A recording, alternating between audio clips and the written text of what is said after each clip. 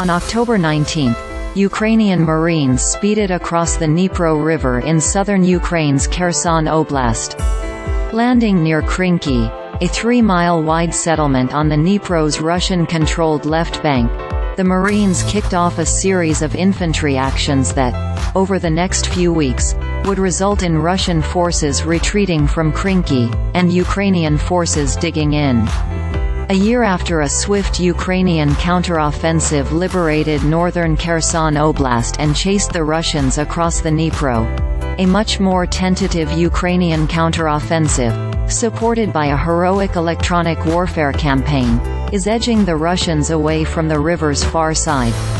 Struggling to organize a mechanized counterattack that could, in concept, force the Ukrainian Marine Corps back across the Dnipro, Russian forces are resorting to massive aerial firepower. The Russian Air Force has been hammering both sides of the Dnipro with long-range precision glide bombs. If they can't force the Ukrainians out of their Krynky bridgehead, the Russians might just try blowing up the bridgehead. Ukrainian troops fear the powerful universal gliding and correction module bombs more than they do most Russian weapons. Now those bombs, potentially a lot of them, are hammering a tiny sliver of a settlement sheltering the most forward, and most exposed, Ukrainian forces.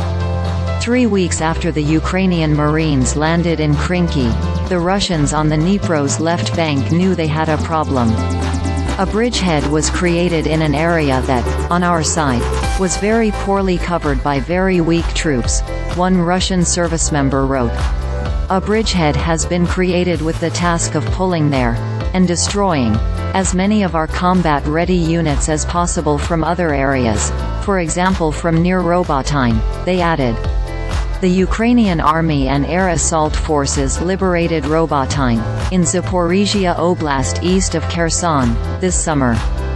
As these so-called firefighter troops, regiments and brigades, the Kremlin quickly shifts from one sector to another in order to stiffen a faltering defensive effort, arrive on the Dnipro's left bank, the Ukrainians tend to attack in the sector the firefighters just left, thus exploiting a new weakness in Russian lines. The enemy will find a weakness that will give quick success with minimal losses, which can be converted into attracting and disintegrating our last reserves, the servicemember complained.